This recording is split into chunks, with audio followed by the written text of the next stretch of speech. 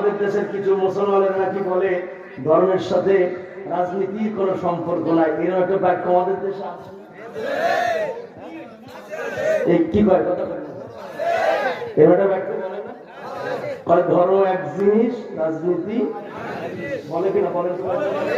এটা ইমানের প্রশ্ন, কিন্তু কসম আল্লাহ ভালো করে বুঝবেন, ধর্ম এক জিনিস রাজনীতি আর এক জিনিস। এই কথাটা তারা প্রথমে কি বোঝায় জানেন? প্রথমে বোঝায়, আচ্ছা বলেন ধর্ম দিছে কি? জোরে বলেন। না আমি এভাবে নেব না, হাত উঁচু করেন, এক হাতে সাহায্যতা করে উঁচু করেন, বলেন ধর্ম দিছে কে? জোরে বলেন ধর্ম দিছে কে? আচ্ছা এখন ভাইজান বোঝেন, রাগ করেন না।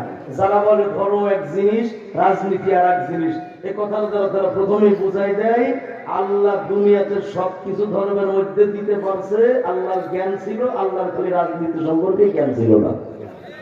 নাউজুবিল্লাহ হয় না। এখন আসেন রাস্তার ভিতরে যেটা বড় পথ আমরা বলি রাজপথ, কথা বলা।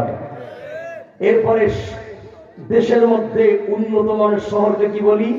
রাজধানী, কথা বল না কেন? পাতি হাঁস আর যেটা বড় হাঁস, কি হাঁস বলি? বলে না, মুখস্থ করে, কি হাঁস বলি? বাড়ির ভিতরে সুন্দরতম বাড়ি যেটা, কি বাড়ি?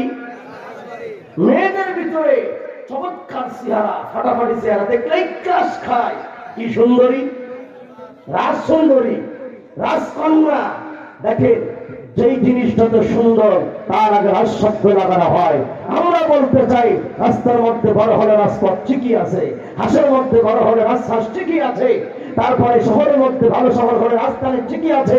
আমরা বলতে চাই ঠিক পৃথিবীতে যত নীতি আছে সমস্ত নীতির চাইতে আল্লাহ রাসূলের নীতি হলো শ্রেষ্ঠ নীতি, আল্লাহ নবীর নীতিটাই হলো রাজনীতি।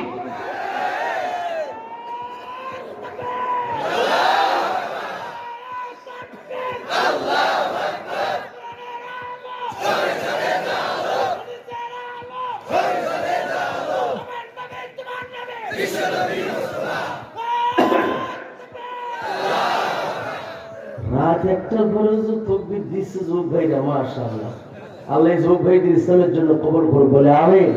আর জোরে বলে আমিন। তাহলে আল্লাহ রাসূলের নীতির নাম কি নীতি? জোরে বলেন কি নীতি? কেউ যদি বলে ধর্মের সাথে রাজনীতি নয়, সে বোঝায় দেয় আল্লাহর নীতি আমরা মানি না। আর আল্লাহর নীতি রাসূলের নীতি যারা না মানে আল্লাহ তার সাথে সালাত পড়া হারাম। পড়া হারাম কথা কয় না যে কি পড়া হারাম? যে কোন লোক মারা গেলে জানা যায় জানেন না, তারা রাজনীতির জীবন আল্লাহ রাসূলের নাম নেয় নাই।